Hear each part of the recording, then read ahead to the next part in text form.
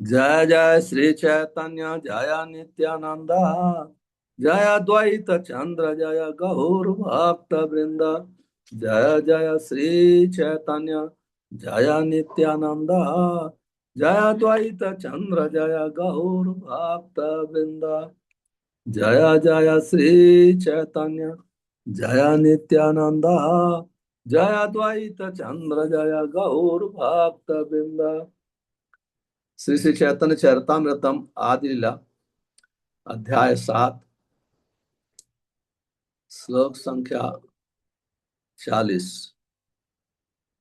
आज का विषय है प्रकाशानंद सहित मायावादियों का उद्धार। श्लोक संख्या 40 इस प्रकार से है। वृंदावन यईते प्रभु रहिल काशिते मायावादी गण तारे लागिला निंदिते। इसका अनुवाद इस प्रकार से है। जब श्री चैतन्य महाप्रभु वृंदावन जाते समय वाराणसी से होकर गुजर रहे थे तो मायावादी सन्यासी दार्शनिकों ने अनेक प्रकार से उनकी निंदा की। तात्पर्य श्री भक्ति वेदांत स्वामी श्रील प्रभुपाद की जय। श्री चैतन्य महाप्रभु को पूर्ण शक्ति के साथ कृष्ण भावना का प्रचार करते समय अनेक मायावादी दार्शनिकों का सामना करना पड़ा। इसी प्रकार हमें भी विरोध करने वाले स्वामियों, योगियों, मायावादियों, वैज्ञानिकों, दार्शनिकों तथा अन्य मानसिक तर्कवादियों का सामना करना पड़ता है और भगवान कृष्ण की कृपा से हम उन सबको बिना कठिनाई के परास्त करते जाते हैं। ओम अज्ञानम तिमिरंधस्य ज्ञानंजन शलाकया चक्षुन्मिलितं तस्मै श्री गुरुवे नमः। श्री चैतन्य मनोभीष्टम स्थापितम येन भूतले स्वयं रूप कदा मह्यम ददाति स्वपदान्तिकम्। वंदे हम श्री गुरो श्रीयुत पद कमलम श्री गुरून् वैष्णवांस्य श्री रूपम साग्रजातम सहगण रघुनाथान्वितं तम सजीवम साद्वैतम सावधूतम परिजन सहितम कृष्ण चैतन्य देवम श्री राधा कृष्ण पादान सहगण ललिता श्री विशाखान्वितांस्य। हे कृष्ण करुणा सिंधु दीन बंधो जगतपते गोपेश गोपिका कांत राधा कांत नमस्ते। तप्त कांचन गौरांगे राधे वृंदावनेश्वरी वृषभान सुते देवी प्रणमामि हरिप्रिये वंशा कल्पतरुभ्यस्य कृपा सिंधुभ्येव च पतितानां पावनेभ्यो वैष्णवेभ्यो नमो नमः। श्री कृष्ण चैतन्य प्रभु नित्यानंद श्री अद्वैत गदाधर शिवसादि गौर भक्त वृंद हरे कृष्ण कृष्ण कृष्ण हरे हरे हरे राम राम राम हरे हरे। हरे कृष्ण। मैं पुनः आप सब भक्तों का बहुत बहुत आभार प्रकट करता हूं और धन्यवाद देता हूं कि आप लोग समय पे उपस्थित होकर के मुझे चैतन्य चरितमृतम पढ़ने का अवसर प्रदान किया है, इसलिए हम आपके आभारी हैं। इसके पहले हम लोगों ने सुना कि चैतन्य महाप्रभु हर प्रकार के पतित जीवों तक का उद्धार किया संकीर्तन यज्ञ के द्वारा, लेकिन मायावादी सन्यासी वो उनसे बच गए। मायावादी सन्यासियों का उद्धार नहीं कर पाए, इसलिए चैतन्य महाप्रभु ने विचार करके सन्यास आश्रम ग्रहण किया। क्योंकि जो बड़े बड़े विद्वान होते हैं, तार्किक होते हैं, मायावादी सन्यासी होते हैं, वो सब सन्यासियों का बहुत ही सम्मान करते हैं, आदर करते हैं। मायावादी सन्यासी एक दूसरे को नमो नारायण कह करके स्वागत करते हैं, खुद को नारायण समझते हैं। तो जैसे कोई ब्रह्मचारी है, गृहस्थ है, वानप्रस्थ, सन्यासी लोग उनका रिस्पेक्ट नहीं करते हैं, बड़े बड़े विद्वान लोग उनका रिस्पेक्ट नहीं करते हैं। हालांकि जहां भक्ति का प्रश्न होता है तो भक्ति को ध्यान में रखा जाता है, न कि आश्रम को। भक्ति के मार्ग में जहां भक्ति प्रधान है उसका महत्व अधिक होता है। आश्रम का उतना महत्व नहीं होता है। लेकिन मायावादी सन्यासियों में, विद्वानों में, तार्किक लोगों में, वो लोग सब आश्रम के अनुसार आश्रम के अनुसार सबका आदर और सम्मान करते हैं। इस प्रकार से चैतन्य महाप्रभु ने विचार किया कि मैं अगर संन्यास आश्रम ग्रहण करूंगा तो मेरे लोग प्रति लोग आदर से मुझे प्रणाम करेंगे। केवल प्रणाम करने मात्र से उनका उद्धार हो जाएगा, क्योंकि चैतन्य महाप्रभु का अवतार तो पतितों का उद्धार करने के लिए ही हुआ था। इसलिए चैतन्य महाप्रभु ने विचार किया, मुझे केवल प्रणाम करेंगे, प्रणाम करने मात्र से वो सन्यासी समझ करके, सन्यासी का ड्रेस देख करके मुझे प्रणाम करेंगे तो उनका उद्धार हो जाएगा। तो जीवों के कल्याण के लिए सचेतन महापुरुष संन्यास लिया, न कि अपना सम्मान बढ़ाने के लिए। वो तो भगवान कृष्ण है। वो भगवान कृष्ण क्या, हर जो कृष्ण से संबंधित है वही सम्मान के योग्य है, तो उन्हें सम्मान की कोई आवश्यकता नहीं है। लेकिन इस विचार से संन्यास लिया कि मुझे कोई प्रणाम, सन्यासी देख के भी कोई प्रणाम करेगा तो उसका उद्धार हो जाएगा। तो संन्यास लेने के बाद चैतन्य महाप्रभु वृंदावन की तरफ चले। और संन्यास लेने के बाद हम लोग जानते हैं कि अद्वैत आचार्य घर पे आए। वहां से फिर उनकी माँ के आदेश से जगन्नाथपुरी अपना हेडक्वार्टर बनाया, और वहां से चैतन्य महाप्रभु सब जगह भ्रमण किया, साउथ इंडिया, फिर वृंदावन भी वो भ्रमण करने के लिए गए। तो जब वृंदावन जा रहे थे तो रास्ते में काशी, कहते हैं वृंदावन ऐते प्रभु रहिल काशी, काशी बीच में आता है, तो काशी वहां रहे। और चैतन्य महाप्रभु का तो ये प्रचारक थे, हरिनाम संकीर्तन यज्ञ के द्वारा, चाहे अकेले हो, दो लोग हो, कोई भी हो, हरे कृष्ण महामंत्र के कीर्तन के द्वारा प्रचार करते थे। और वो जब करते थे तो भाव में आते थे, भाव होते, और सभी लोग उनको फॉलो करते थे। तो सन्यासी लोग उनकी निंदा करने लगे, मायावादी सन्यासी, क्योंकि वाराणसी मायावादी सन्यासियों का हेडक्वार्टर है। तो जब उन्हें पता चला कि एक सन्यासी बंगाल से आया है या जगन्नाथपुरी से आया है, वो कीर्तन करके नाचता है, सब लोग उसको फॉलो कर रहे हैं और उसका सम्मान कर रहे हैं, कोई लौट रहा है, कोई नाच रहा है, कोई रो रहा है, तब लोग निंदा करने लगे। कहते हैं सन्यासी हैया करे नाचन गायन, ना करे वेदांत पर पाठ, करे संकीर्तन, और तुरंत ही निंदा प्राप्त प्रारंभ कर दिए। कोई व्यक्ति सन्यासी होकर के नाचता है, गाता है, ये भावुक होकर के, ये सन्यासी का कार्य तो नहीं है। सन्यासी का कार्य है वेदांत का पाठ करना। तो मायावादी इस प्रकार से चैतन्य महाप्रभु की निंदा करने लगे, क्योंकि वो केवल वेदों का पाठ करते हैं, वो और क्योंकि भक्ति उनमें नहीं है, लेकिन वो अपने को वेदांती समझते हैं। लेकिन वैष्णव में जैसे शिल प्रभु भक्ति वेदांत स्वामी शिल प्रभु, वेदों का अंत है भक्ति, वेदई च सर्वै अहम एवं वेद्य। वेद का उद्देश्य है भगवान कृष्ण को जाना, और भगवान कृष्ण को केवल भक्ति से जान सकते हैं, भक्त्या माम अभिजानाति। तो वास्तव में वेदों का अंत तो है भक्ति, जो भक्ति का प्रचार, इसलिए प्रभुपाद जी का नाम भक्ति वेदांत है। लेकिन वो नहीं मानते, वो मानते हैं कि जो वेदांत वाक्य सदा रमंत है, कौपीन है, खलु भाग्यवंत है। कहते हैं केवल कौपीन बांधने वाले पक्के सन्यासी को चाहिए कि वो वेदांत सूत्र के दार्शनिक कथनों का सदा आनंद ले, जो वेदांत उसमें पढ़ करके आनंद ले। प्रभुपाद जी लिखते हैं तात्पर्य में, ऐसे सन्यासियों को अत्यंत भाग्यशाली समझना चाहिए। ऐसे वो लोग बोलते हैं, जो वेदांत में रमण करता है वो भाग्यशाली सन्यासी है। तो मायावादियों ने वाराणसी में श्री चैतन्य महाप्रभु की इसलिए निंदा की क्योंकि उनका आचरण इन सिद्धांत के अनुसार नहीं था कि वेद पढ़ना, क्योंकि वो सोचते हैं बहुत ही आगे मिलेगा, बहुत पतित आचरण है, गिरा हुआ आचरण है वेद पढ़, नाचना गाना, ये करना। क्योंकि मायावादी का अर्थ है भगवान के शरीर को, भगवान के कार्य को, उनकी लीला को माया समझते हैं। तो जो चेतन महाप्रभु नाच रहे थे तो उनको माया समझते हैं। जैसे माया के लोग जैसे क्लब में नाचते हैं, या सोशल फंक्शन में नाचते हैं, तो वो मायावादी समझते हैं कि जो भगवान के कार्य हैं वो सब माया है।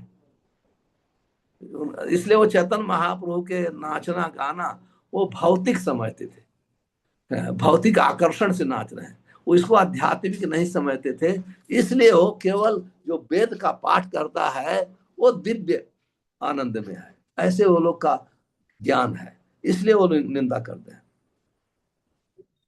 कहता मूर्ख सन्यासी निज धर्म नहीं जाने, भावुक हैया फेरे भावु के रस्ताने।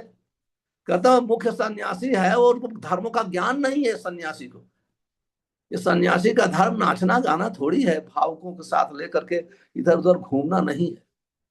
इस प्रकार से चैतन्य महाप्रभु की निंदा करते हैं। और चैतन्य महाप्रभु के उनके फॉलोअर वहां बताए कि ये प्रकाशानंद सरस्वती की पूरी पार्टी, उनके शिष्य लोग जो हैं आपकी निंदा करते हैं। और चैतन्य महाप्रभु तो केवल अपनी निंदा सुन करके मुस्कुराए। ये वैष्णव के लिए महान शिक्षा है। कभी कभी हम देखते हैं कि कोई हमारे में कोई कमी देख, मान लो निंदा नहीं किया, निंदा अलग होता है, कमी देखना अलग। कभी कभी सीनियर लोग कमी देखते हैं हमको सुधारने के लिए, और निंदा का अर्थ है उसका कमी का वर्णन करके लोगों को नीचा नीचा दबाते हैं, नीचा, तो उसको उसका सम्मान नहीं करते हैं, उसको कुछ आता। तो ये चाहे अपनी कोई निंदा करे, उस निंदा से प्रभावित नहीं होना चाहिए, लेकिन दूसरे भक्त की निंदा को कभी सहन नहीं करना चाहिए। तो चैतन्य महाप्रभु की जब लोगों ने निंदा किया, वो केवल मुस्कुराए और कोई उस पर ध्यान नहीं दिया, उनकी उपेक्षा कर दिया, कोई ध्यान नहीं दिया। इसलिए अपने निंदक की कभी भी एक्शन नहीं लेना चाहिए तुरंत, तुरंत कोई हमारे, लेकिन दूसरे भक्त की निंदा के लिए कोई करता है तुरंत ही एक्शन लेना चाहिए, तुरंत तो उसके ऊपर विचार करना चाहिए, बुलाना चाहिए, बात करना चाहिए। लेकिन जब खुद की कोई निंदा करता है तो उसकी, चैतन्य महाप्रभु ने ये हम लोग को शिक्षा दिया कि उनकी निंदा करना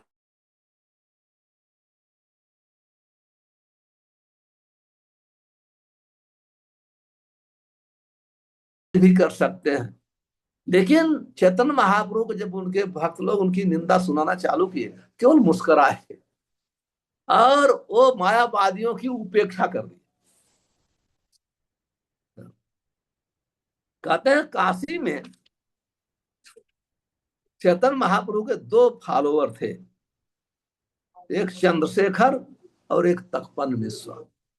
काशी ते लेखक शूद्र श्री चंद्रशेखर, तारे घरे रहिल प्रभु स्वतंत्र ईश्वर।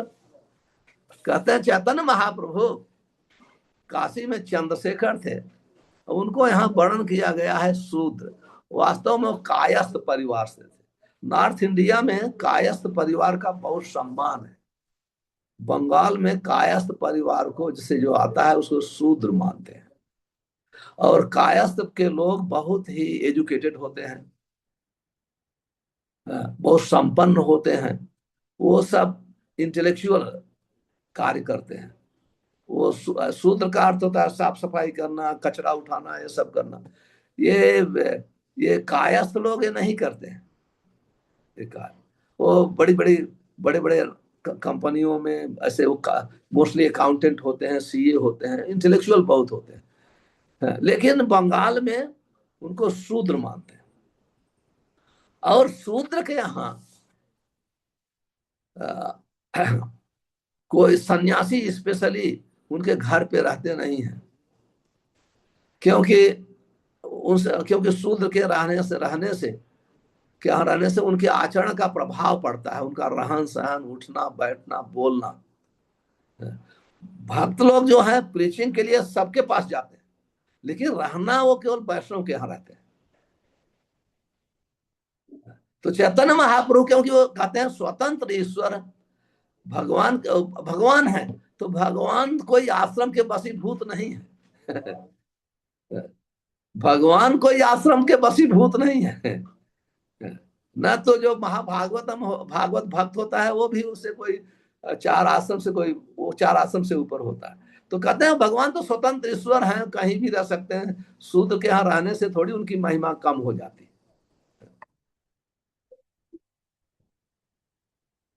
तो ऐसे ही प्रभुपाद जी बहुत सुंदर ढंग से बंगाल की घटना का वर्णन करते हैं।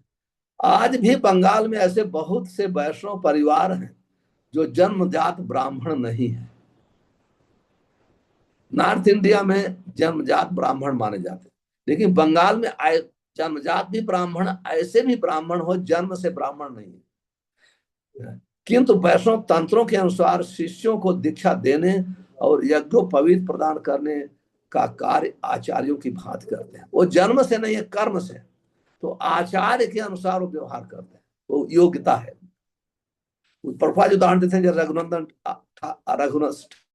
ठाकुर रघुनंदन आचार्य, ठाकुर कृष्णदास, नवीन होडा तथा रसिकानंद देव, श्यामानंद प्रभु के शिष्य के परिवारों में यज्ञोपवीत संस्कार होता है, जैसा कट्टर जाति गोस्वामी में होता है।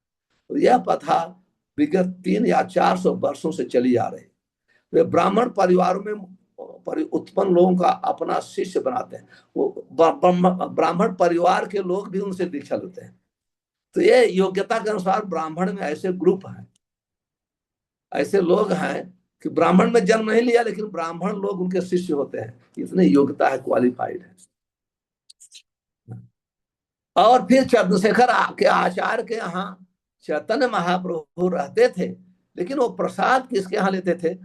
तपन मिश्र घरे भिक्षा निर्वाहन, तपन मिश्रा के घर पे भोजन करते थे, वहां रह के आके वहां भोजन करते थे। और सन्यासी वहां बहुत लोग थे, लेकिन सन्यासी के यहाँ वो कभी सन्यासी करना तो निमंत्रण चैतन्य महापुरुष स्वीकार करते थे, और न सन्यासियों का संग करते थे। वाराणसी में, काशी में उनसे, क्योंकि जो वैष्णव होते हैं वो ऋषालु को अवॉइड करते हैं। तो चैतन्य महाप्रभु हालांकि भगवान है, वो प्रचारक का रोल कर रहे हैं। कहते हैं प्रचारक जो होता है तो उसका कर्तव्य है ईश्वर तत्थाने सुबाल से दुष्य प्रेम मैत्री कृपा उपेक्षा यह करो सब मध्यम। कहते हैं जो उपेक्षा, उपेक्षा किसकी करते हैं? जो निंदक है, ईर्ष्या। तो चैतन्य महाप्रभु उनकी लोग की उपेक्षा हम लोगों ने पढ़ा कर दिए। तो न तो उनका निमंत्रण मानते थे, न तो उनका संग करते थे। और फिर वहां जब चैतन्य महाप्रभु थे तो वहां सनातन गोस्वामी आकर के मिले काशी। और चैतन्य महाप्रभु सनातन गोस्वामी को शिक्षा देने के लिए 2 महीने रहे, और सनातन गोस्वामी को संपूर्ण वैष्णव धर्म का सिद्धांत सिखाया और भागवत शास्त्र का गूढ़ मर्म सिखाया सनातन गोस्वामी के। क्योंकि ये श्लोक नहीं पढ़ रहा हूं, क्योंकि दूसरे अध्याय में पूर्ण रूपेण वर्णन आएगा। तो वहां जब चैतन्य थे चंद्रशेखर आचार्य के घर पे, तो वहां चंद्रशेखर और तपन मिश्रा एक दिन आए, चैतन्य महाप्रभु के चरणों में पहले प्रार्थना किया। यही एक परिपाटी है, वैष्णव सदाचार है। किसी भी उच्च कोटि वैष्णव के पास कोई जाए तो उसे सबसे पहले प्रणाम करना चाहिए। तत् विधि प्रणिपाते न परिप्रश्न सेवया उपदेशन देते ज्ञानम ज्ञानी न तत्वदर्शी। भगवद गीता में भगवान कहते हैं कि सबसे पहले हमको सादर दंडवत करना चाहिए, प्रणाम करना चाहिए, इसके बाद कुछ निवेदन करना चाहिए। तो तपन मिश्रा बहुत दुखी थे, बहुत दुखी होकर के चैतन्य महाप्रभु के पास आते हैं। तो कहते हैं, कहते कि सुनी प्रभु तुम्हार निंदन, हे प्रभु मैं आप तक आपकी निंदा कब तक सुन सकता हूं?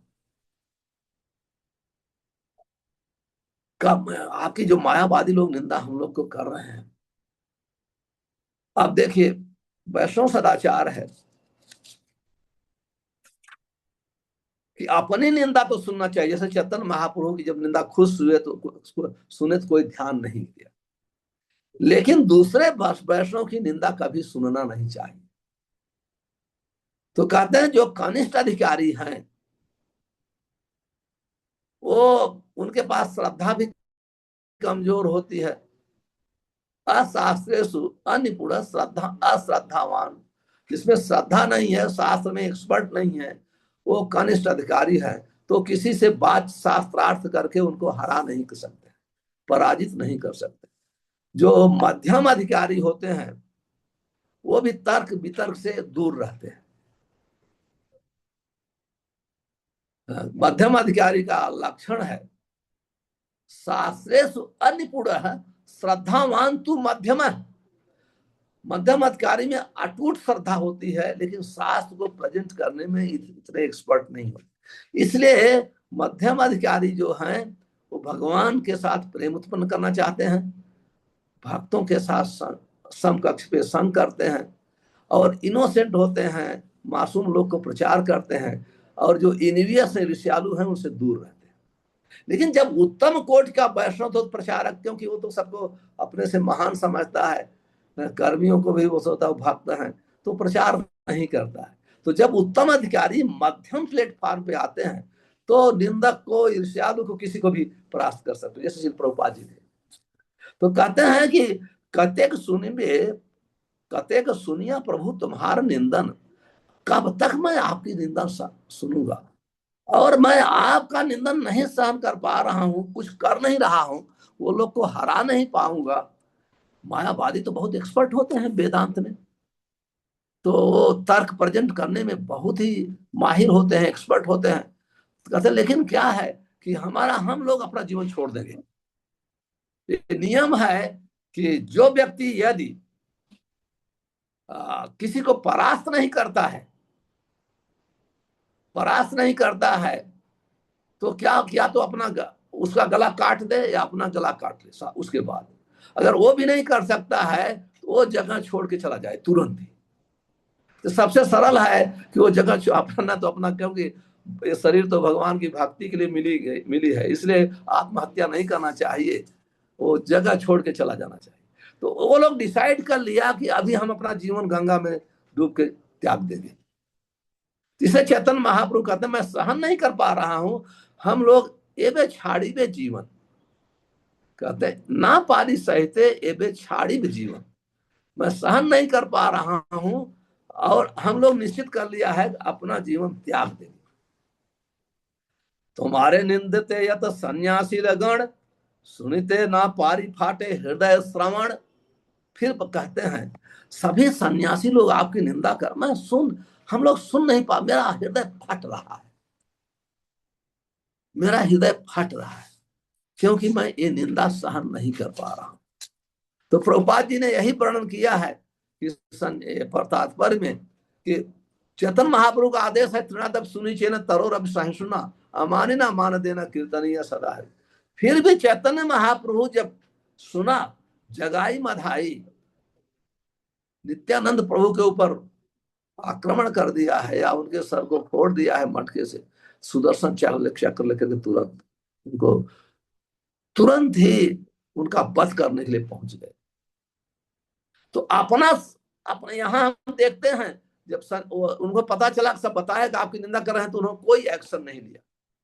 लेकिन जैसे उनके जीवन में मिलता है, नित्यानंद प्रभु की निंदा सुने तुरंत ही। तो चैतन्य महाप्रभु जब उनकी वाणी को सुने, ऐसे हमारा जीवन क्योंकि भगवान अपने भक्त के प्रति बहुत दयालु। चैतन्य महाप्रभु की इच्छा नहीं थी कि सन्यासियों के लिए मिले। चैतन्य महाप्रभु का खुद उपदेश है मायावादी भाष्य सुनिबे हाइल सर्वनाश। जो मायावादियों का संग करता है, उसे सुनता है, वो भक्ति में कंप्लीट उसकी नष्ट हो जाती। तो चैतन्य महाप्रभु का ये उपदेश है, तो वो संग करना, उनसे मिलना भी नहीं चाहते थे। लेकिन जब उनके भक्त अपने भक्तों का दुख देखा, ऐसा नहीं कि अपनी निंदा के लिए वो गए, नहीं, वो देखे हमारे भक्त जीवन छोड़ना चाहते हैं, उनका हृदय फट रहा है, तब चैतन्य महाप्रभु कहते हैं, यह सुनी रहे प्रभु ईशत हसिया, से काले एक विप्र मिलिल आसिया। तब चैतन्य महाप्रभु थोड़े थोड़े मुस्कुराए, क्रोध में नहीं आए, क्योंकि भगवान है। क्रोध में नहीं आए और मौन होकर के मुस्कुरा। उसी समय एक ब्राह्मण मिला, तुरंत आए, कहते हैं से काले एक विप्र मिलिल आसिया। उसी समय जब वो लोग बोल रहे थे, ये सब चर्चा कर रहे थे, एक ब्राह्मण आकर के वहां मिले।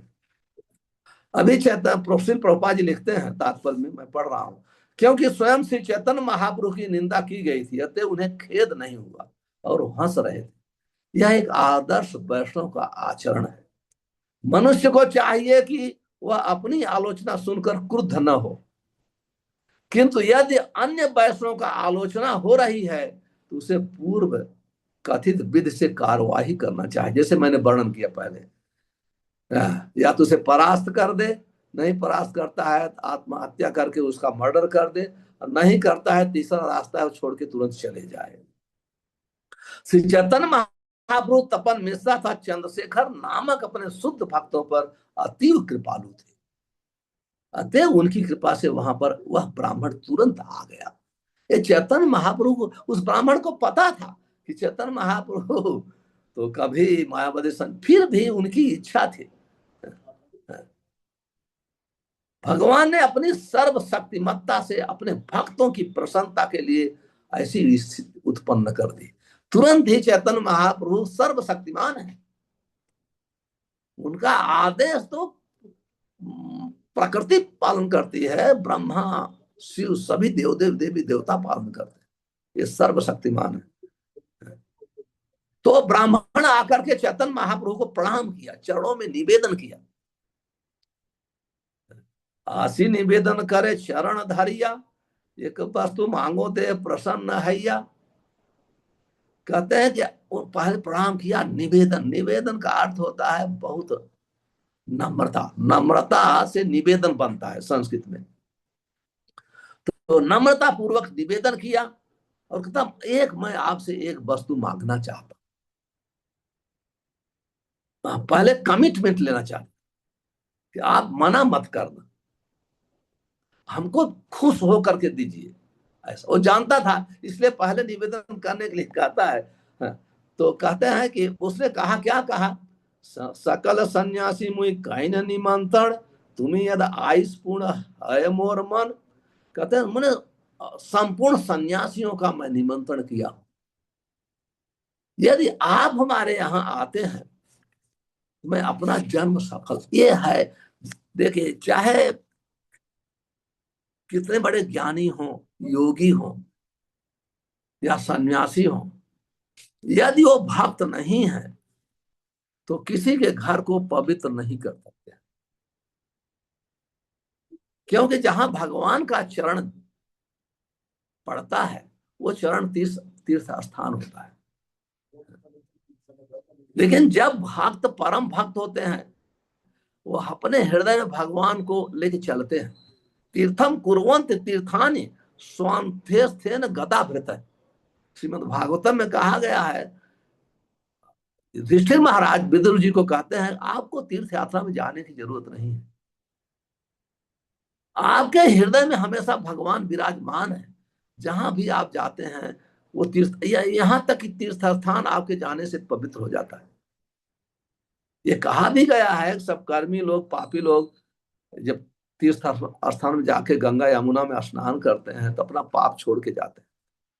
जब वहां भगवान के परम भक्त स्थान जाके स्नान करते हैं तो गंगा जी पूर्ण रूपेण पाप से मुक्त हो जाते हैं। तो कहते हैं मैं संपूर्ण, जब तक वैष्णव, इसलिए वैष्णव का निमंत्रण बहुत इंपॉर्टेंट है, तो अपने घर पे वैष्णव को बुलाना चाहिए। इसलिए वो कहता है कि आप अगर आएंगे, कहते हैं कि जो सन्यासी को, मुझे पता है कि आप नहीं जाते हैं सन्यासियों के, लेकिन मेरा अनुग्रह है, अनुग्रह का मतलब आप मेरे ऊपर यदि कृपा करेंगे, अनुग्रह का अर्थ होता है कृपा करना, यदि हमारे ऊपर कृपा करके मेरा निमंत्रण मान लेंगे तो मेरा जीवन पवित्र हो जाएगा।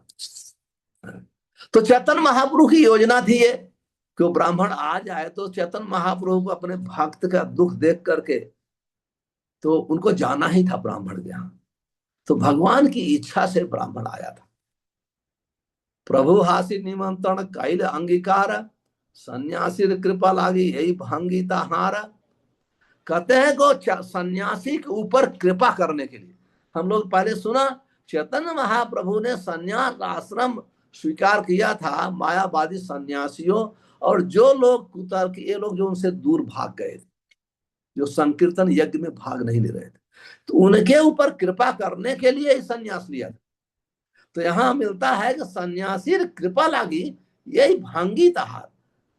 चैतन्य महाप्रभु ने उसका तुरंत ही निवेदन स्वीकार किया, केवल सन्यासियों के ऊपर कृपा करने के लिए।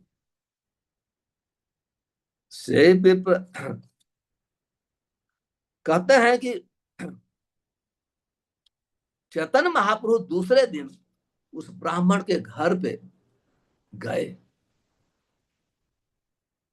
और जब वहां जाकर के देखते हैं चैतन्य महाप्रभु कि जितने भी वहां देखते हैं चारों तरफ सन्यासी बैठे हैं, और मायावादी सन्यासी तो जमीन पे नहीं बैठते हैं, उनको बहुत ऊंचे, क्योंकि अपने को नारायण समझते हैं, तो वो अगर उनको उनको ऊंचा आसन ना मिले तो बहुत ही क्रुद्ध हो जाते हैं, तो बहुत ऊंचे आसन में बैठते हैं, जिससे सब आकर के उनके नीचे बैठे उन्हें प्रणाम करे, ये सब करे। तो चैतन्य महाप्रभु ने देखा कि सब सन्यासी लोग बैठे हुए हैं बड़े ऊंचे ऊंचे आसन पर, तो चैतन्य महाप्रभु ने सभी सन्यासियों को प्रणाम किया। ये है नियम। चाहे मायावादी सन्यासी हो तो क्या, उनका संग नहीं करना चाहिए, पर सन्यास आश्रम का आदर करना चाहिए। जब हम किसी सन्यासी को प्रणाम नहीं करते हैं तो प्रभुपाद जी लिखते हैं अपने तात्पर्य में, उस दिन हमको उपवास करना चाहिए उसके अपराध से बचने के लिए। तो वैष्णव सन्यासी तो बहुत महत्वपूर्ण है, उनकी बात तो अलग है। यहां तक कि मायावादी सन्यासी को भी दूर से प्रणाम कर लेना चाहिए। दूर से प्रणाम करने का अर्थ है उनका संग नहीं करना चाहिए। तो चैतन्य महाप्रभु सबको दूर से प्रणाम किया। प्रणाम करने के बाद सभा नमस्कारी गेला पाद प्रक्षालन करी बसिला से स्थाने। कहते चैतन्य महाप्रभु सबको प्रणाम करने के बाद अपने पैर को धोने के लिए गए, क्योंकि पहले लोग जूता चप्पल नहीं पहनते थे और हमेशा पैर में मिट्टियां लगी रहती थी, धूल लगी रहती थी, जमीन पे चलते थे, और फिर जमीन से जो गर्मी होती है उनके पैर में जाती थी। तो वैदिक प्रथा थी कि जब हम पैर धो लेते हैं तो पूरा शरीर तरोताजा हो जाता है। केवल हाथ, पैर और मुख, ये तीन चीज, अगर पैर धोए, हाथ धोए, मुख, तो आदमी तरोताजा हो जाता है। इसलिए लोग कहीं पैदल चलते थक के आते थे, तो एक तो गंदगी दूर हो जाती थी, किसी के यहाँ जाए तो शुद्ध रूप में जाना चाहिए, तो गंदगी लेके नहीं जाना चाहिए किसी के पास। तो चैतन्य महाप्रभु वहां कहते पाद प्रक्षालन करी बसिल से स्थान है, उसी स्थान पे बैठ गए जहां अपने शरण धोए, बगल में बैठ गए। जब चैतन्य महाप्रभु बैठे तो चैतन्य महाप्रभु तो जानते थे कि मायावादी लोग बहुत ऐश्वर्यशाली अपने को मानते हैं। हम ज्ञान एक बहुत बड़ा ऐश्वर्य होता है, और ज्ञानी व्यक्ति को हर व्यक्ति नमस्कार करता है, आदर करता है। तो मायावादी वास्तव में बहुत बड़े ज्ञानी होते हैं और नियम संयम बहुत कठिनता के साथ पालन करते हैं, तो ऐश्वर्य में बहुत मानते भी हैं। और मायावादी क्या करते हैं, ब्रह्म ज्योति का ही ध्यान करते हैं, उसमें लीन होना चाहते हैं। तो चैतन्य महाप्रभु उनको आकर्षित करने के लिए कहते हैं बसिया करिल किछु ऐश्वर्य प्रकाश महातेजोमय बपु कोट सूर्य भाषा।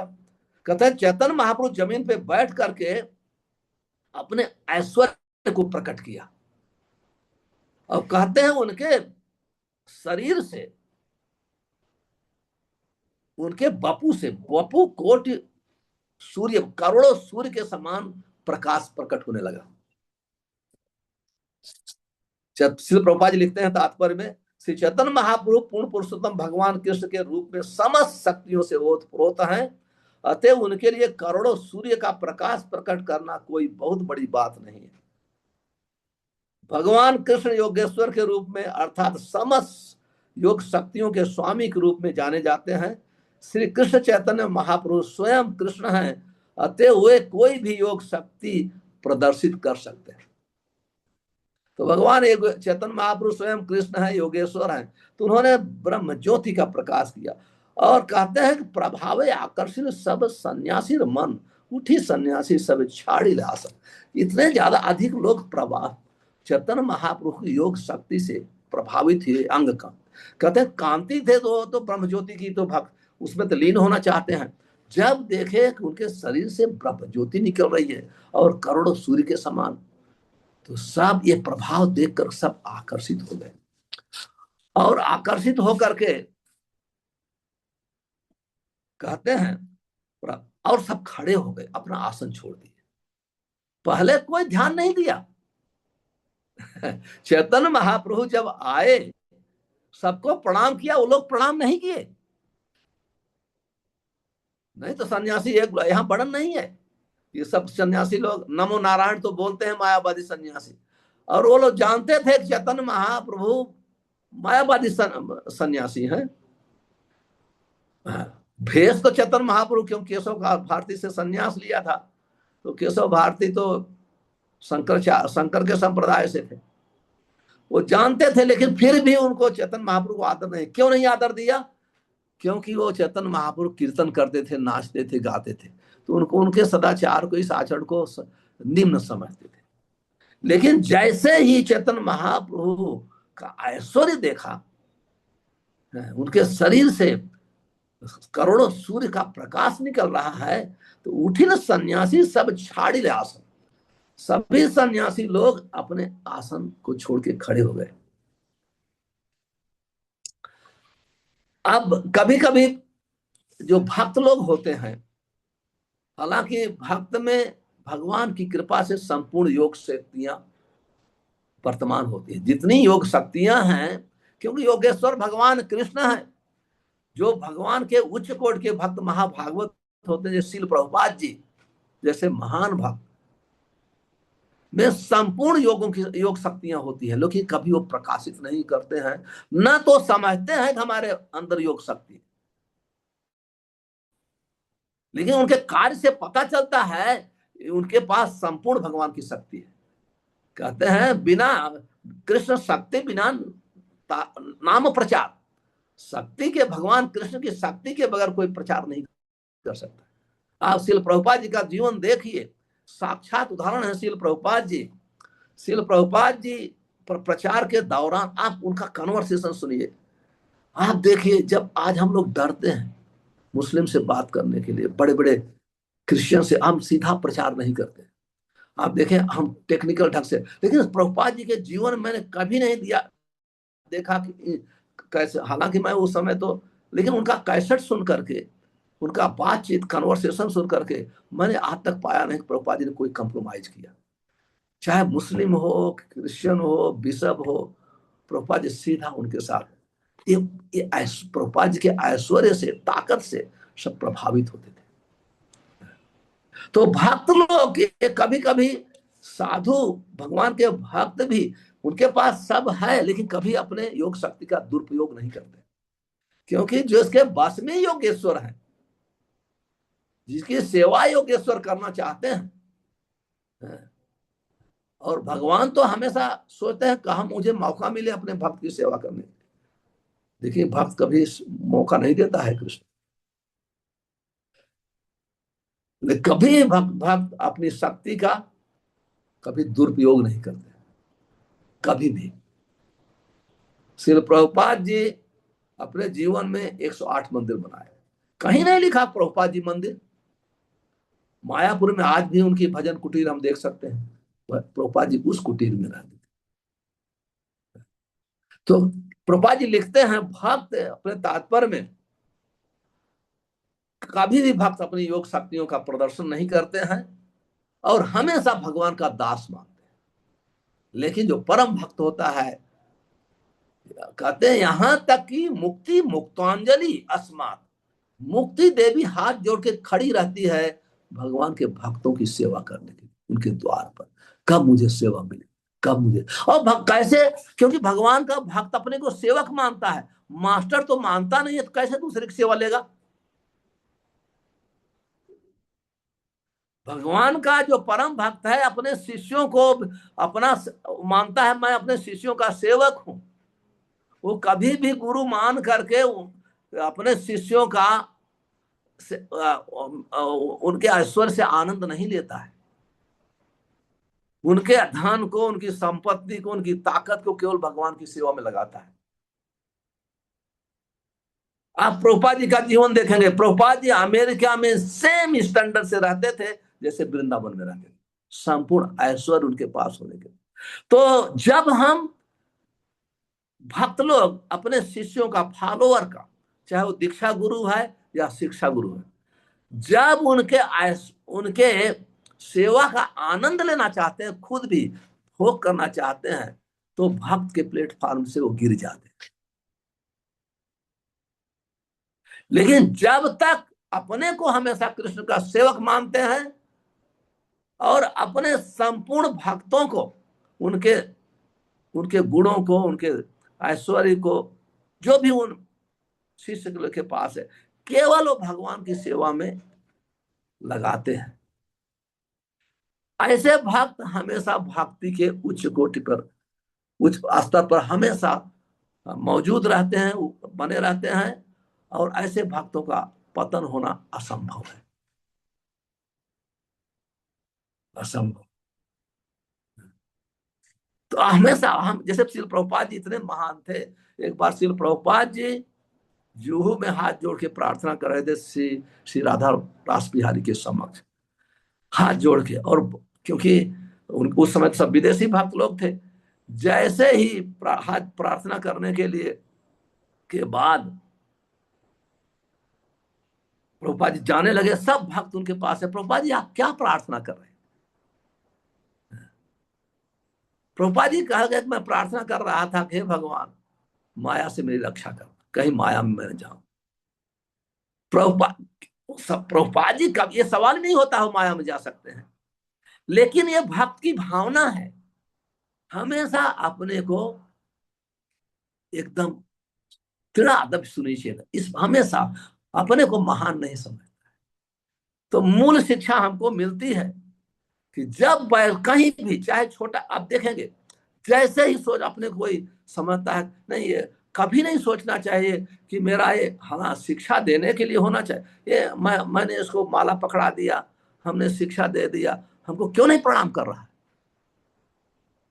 ये भावना नहीं आनी चाहिए। हाँ, शिक्षा देने के लिए उसे सिखाना चाहिए, उसको सिखाना चाहिए, सिखाना चाहिए कि आप प्रणाम, धीरे से आप प्रणाम करना भूल गए, प्रणाम नहीं किए, ये शिक्षक है।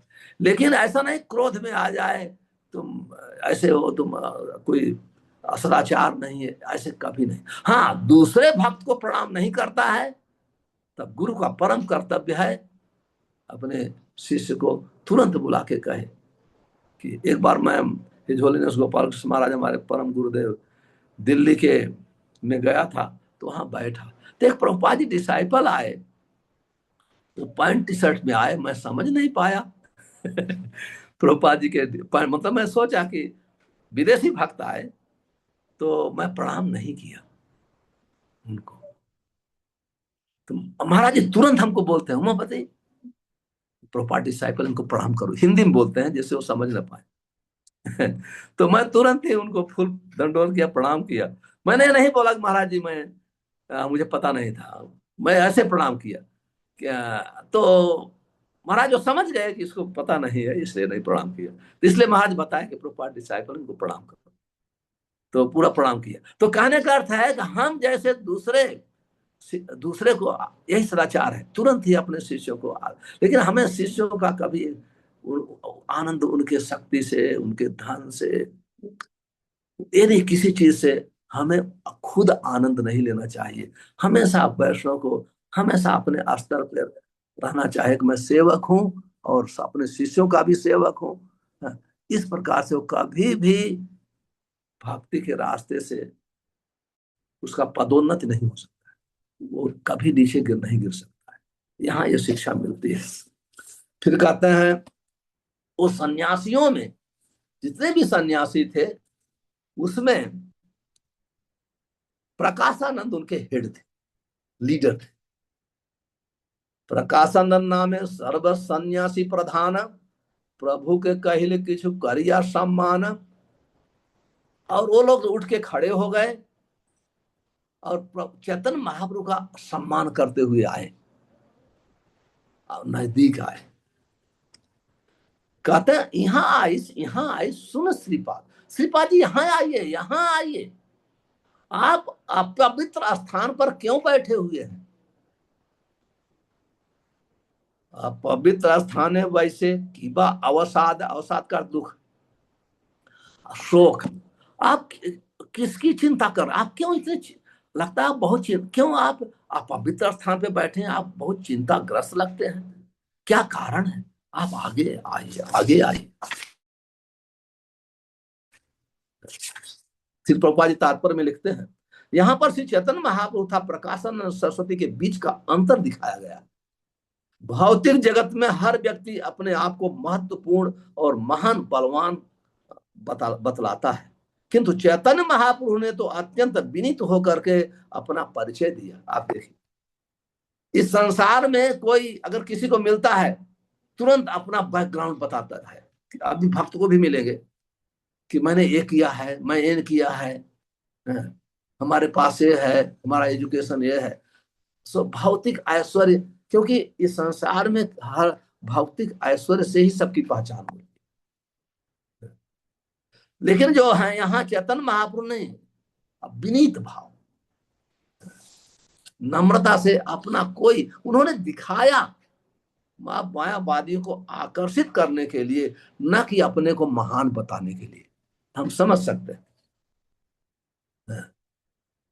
अब चैतन्य महाप्रभु अपने को महान बताने के लिए नहीं बता दिखाया, केवल मायावादियों का उद्धार करने के लिए उनको आकर्षित किया ब्रह्म ज्योति का प्रदर्शन करके।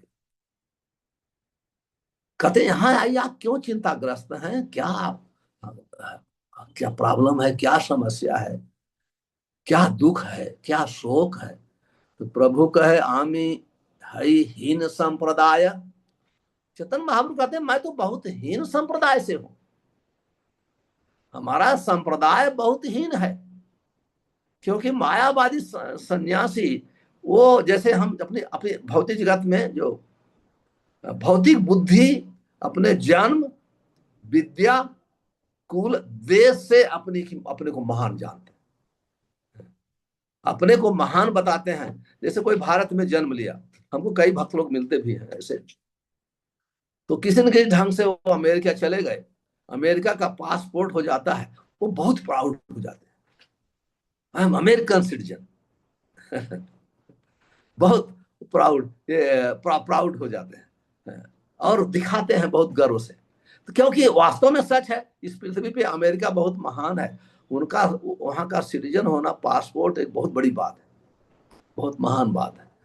लेकिन जो अब मेरे कहने का अर्थ है, हर व्यक्ति अपने जन्म, अपने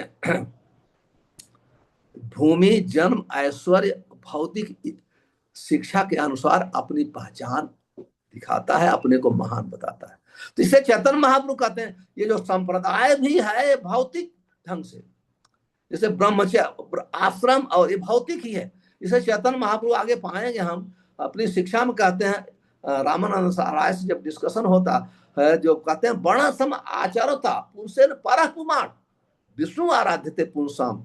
कहते हैं वैष्णव आचरण, वर्णसम संप्रदाय, वर्णाश्रम के अनुसार आचरण करना, उसके अनुसार भक्ति करना। तो चेतन यो है, आगे कुछ बार कहते ये बाह्य है, यो बाह्य, ये तो बाह्य है, मतलब भौतिक है। अब कुछ आप जानते हो तो आगे बताओ। तो चैतन्य महाप्रभु अपनी प्रारंभ से ही कभी भी शरीर जन्म स्थान से अपनी पहचान नहीं बताए। तो यहाँ कहते हैं कि क्योंकि वो लोग तो संप्रदाय का महत्व देते हैं। अभी मायावादी सन्यासियों में क्या होता है, जो कई आश्रम जैसे तीर्थ है, आश्रम उनका नाम होता है, तीर्थ आश्रम सरस्वती, इन आश्रम से वो एक महान आश्रम है। जो कोई अपने को सन्यासी तीर्थ है, मैं तीर्थ कैटेगरी का हूँ, मैं आश्रम कैटेगरी का हूँ, मैं सरस्वती कैटेगरी का हूँ, तो सन्यासी लोग उसका बहुत ही महत्व देते हैं। लेकिन जब कोई कहता है मैं भारतीय संप्रदाय से हूं, चेतन महाप्रभु भारतीय संप्रदाय से सन्यास लिए, तो वो उसका उतना महत्व नहीं देते। इसलिए सार्वभौम पीछे हमने पढ़ा नहीं, पहले इसके पहले का जो जगन्नाथपुरी में आएगा, जब चेतन महाप्रभु आए सार्वभौम भट्टाचार्य को मिले, तो वहां कहते हैं कि सार्वभौम भट्टाचार्य आपका संप्रदाय बहुत हीन है, मैं आपको वेदांत पढ़ा करके ऊंचे संप्रदाय में अवस्थित कर दूंगा। वो भी संप्रदाय के अनुसार चेतन महाप्रभु को कहते हैं आपका संप्रदाय भारतीय हीन है। सेम चीज यहाँ वर्ण चेतन महाप्रभु कहते हैं, प्रभु कहे आमी यह हीन संप्रदाय, तुम्हार सभाए तुम्हार सबार सभाए बसते ना, हम उसके योग्य नहीं हो। आपका संप्रदाय बहुत ऊंचा है, मैं तो निम्न संप्रदाय का हूं, हमारे हमारे लिए योग्य नहीं है आपके साथ बैठूं उठूं ये सब बात कर। इस प्रकार से जब उनका आह्वान करते हैं प्रकाशानंद सरस्वती, तो तुरंत ही चेतन महाप्रभु कहते हैं मैं आपके साथ बैठने का योग्य नहीं हूं। क्यों? मेरा संप्रदाय बहुत ही निम्न कोटि का है। तो मैं यहाँ इसी के साथ समाप्त करता हूँ। फिर आने वाले जब गुरुवार गुरुवार को इसके आगे फिर आपस में पढ़ेंगे। यदि किसी के पास कोई प्रश्न है तो पूछ सकते हैं।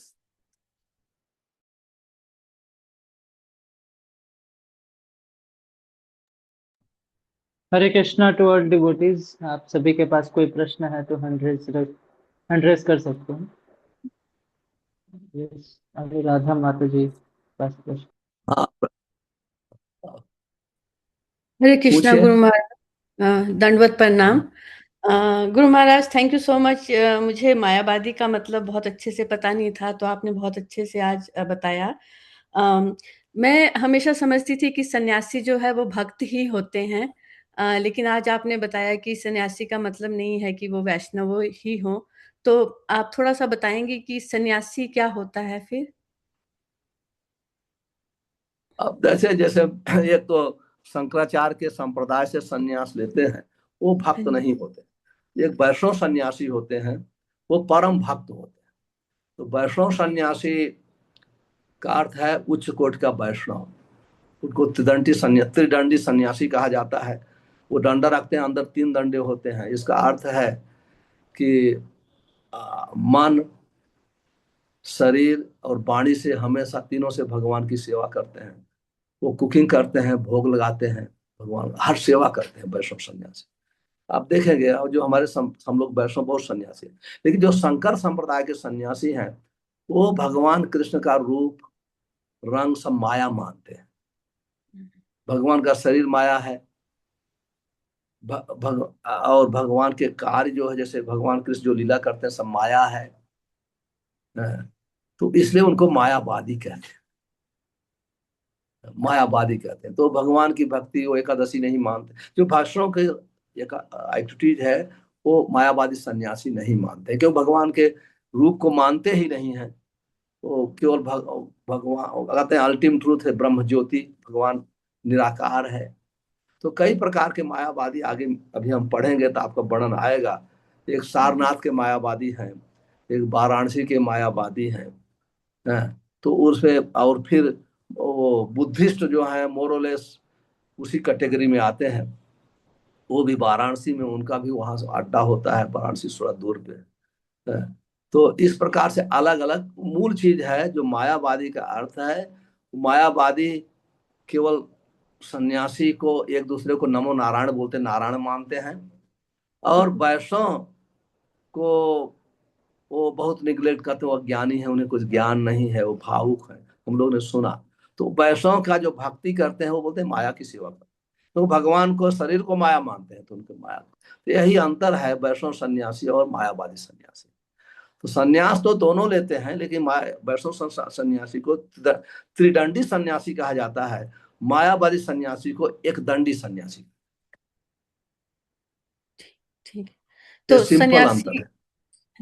तो सन्यासी तो नॉर्मली मैं ये समझती थी कि जो भक्त होता है, जो सब कुछ छोड़ के भक्त के चरणों में विलीन हो जाता है, उसको हाँ, सन्यासी ये बोलते हैं। ये आपका समझना सत्य है, ये आपका समझना ये सत्य है, क्योंकि आप मायावादी सन्यासी शंकराचार्य के संप्रदाय को नहीं पढ़ा है, नहीं लिखा है, इसलिए आप हमेशा इस्कॉन से कनेक्टेड रही, तो इसलिए भक्त को ही सन्यासी मानती है। ये आपकी समझ ठीक है, उसमें दोष नहीं।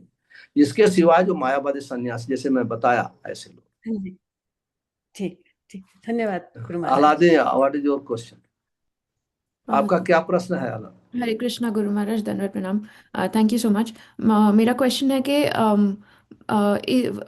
चैतन्य महाप्रभु हर साइकिल में नहीं आते हैं, लाइक यही साइकिल में स्पेशल अपीयरेंस है क्या? मेरी अंडरस्टैंडिंग करेक्ट है? और अगर ऐसा है तो फिर हम हम क्यों इतने लकी हो गए कि हमें ये मैं पहला वाक्य सुना नहीं, फिर से आप किस साइकिल में नहीं आते?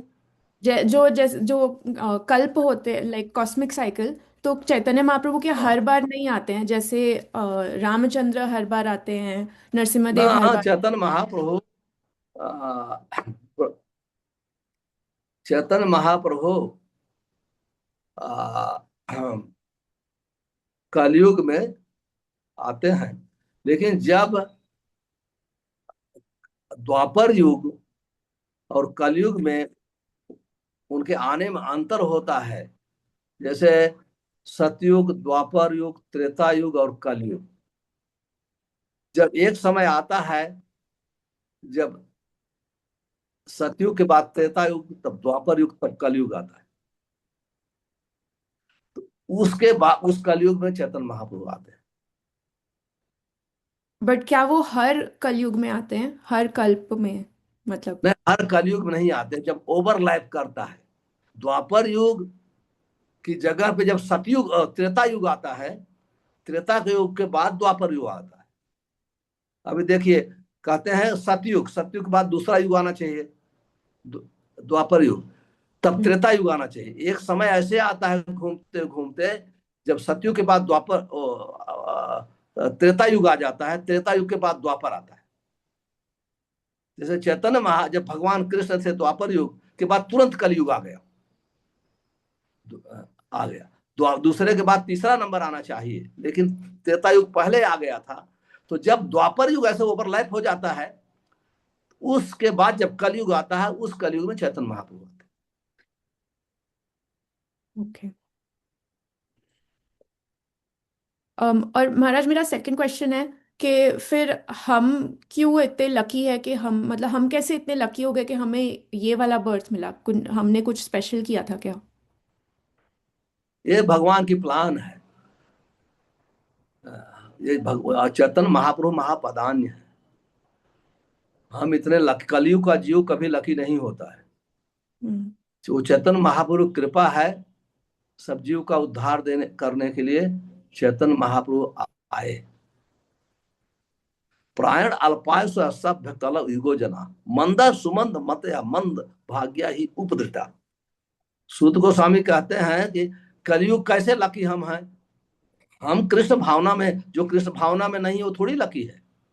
कलयुग का कोई जीव लकी नहीं है, जो कृष्ण भावना में है वो लकी है। जो हरे कृष्ण महामंत्र जब करा, चैतन्य महापुरुष से मूवमेंट से संबंधित, नहीं तो कलयुग में उम्र कम है, अल्पायुष है, सब लोग डिस्टर्ब हैं, उपदेता, मंद हैं, बहुत आलसी हैं।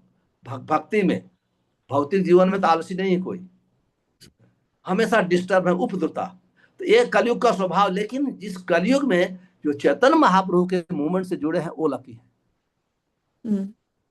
बहुत आसानी से कृष्ण प्रेम प्राप्त कर लेंगे, ब्रज प्रेम, वही लकी है, दूसरे लकी नहीं है। कहते हैं ना, कृष्ण वर्णन तुषा सांगो पांगा पार्षदम यजंत ही सुमेधस। इस संकीर्तन में जो वही भाग लेगा जो बहुत बुद्धिमान है, वही लकी है। सब लोग भाग नहीं लेंगे। आप देखिए प्रभुपाद जी ने पूरे वर्ल्ड में प्रचार किया, चैतन्य महाप्रभु ने स्वयं प्रचार किया भारत में। कोई नॉर्थ इंडिया में चैतन्य महाप्रभु को कोई नहीं जानता था। आपके कोई राजस्थान में कहीं आप देखेंगे नहीं, बंगाल के सिवाय। बंगाल में भी लोग प्रॉपर नहीं मानते, सब सिस्टम नहीं। तो भक्ति विनोद ठाकुर, हमारे फिर पक्षधाम सरस्वती ठाकुर, अंत में श्रील प्रभुपाद जी आए। तो पूरे भारत में श्रील प्रभुपाद जी कृपा से सब चैतन्य महाप्रभु की को भगवान मानने लगे पूरे वर्ल्ड में। तो कलयुग का जीव लकी नहीं है, जो चैतन्य महाप्रभु के मूवमेंट में है वही लकी है। Thank you Guru Maharaj. और दूसरा प्रश्न है, गीता, क्या नाम उसका, एक हाथ उठा है। हरे कृष्ण महाराज जी, सादर प्रणाम। मेरी आवाज आ रही है? हाँ, मैं सुनाई दे रहा आप यहाँ। हाँ जी महाराज जी, मेरा प्रश्न ये है कि अगर हमारे घर में, हमारे आजू बाजू में अगर कोई मायावादी को मानता है तो हम उसे, मायावाद को मानता है तो हम उसे कैसे समझाए? उसे समझाइए मत, आपके समझाने से नहीं समझेगा। आप उसे थोड़ा डिस्कशन मत करिए, पर उनको प्रसाद खिलाइए। हाँ, क्योंकि वो प्रसाद भी आपके सीधे घर तरह में जो से नहीं मायावादी लेते है, हैं। जो मायावादी जैसे आपके घर में जो मायावादी जैसे रहते हैं, वो प्रकाशानंद सरस्वती जैसे मायावादी लोग नहीं है। वो इतने कट्टर नहीं है। उनको वैष्णव संग करा के, प्रसाद खिला करके आप परिवर्तन करा सकते। लेकिन वो सीधे से प्रसाद भी नहीं देते हैं। ठीक है, तब आप उनके ऊपर छोड़ दीजिए, आप क्या करेंगे। आपका कोई लेकिन संबंध उसको घर में है देखकर तो वो ठीक है, दुख होता है, लेकिन ऐसा वो नहीं करते तो प्रसाद नहीं लेते हैं, अच्छी बात कुछ है। ऐसा ये तो मानते हैं वैष्णव का स्वभाव है। धन्यवाद की तरह। वैष्णव का स्वभाव है दुखी होना दूसरे को देख के। आप अपने दुख को देख कर दुख नहीं होता है, बहुत अच्छी बात है। दूसरे को दुख के देख के दुखी होना वैष्णव का स्वभाव है। तो अगर क्योंकि आप उस पोजीशन पे नहीं है, या इतना ज्ञान नहीं है, या कोई अगर मान लो ज्ञान भी है, कोई सुनना ही नहीं चाहता है, तो आप क्या कर सकते हैं।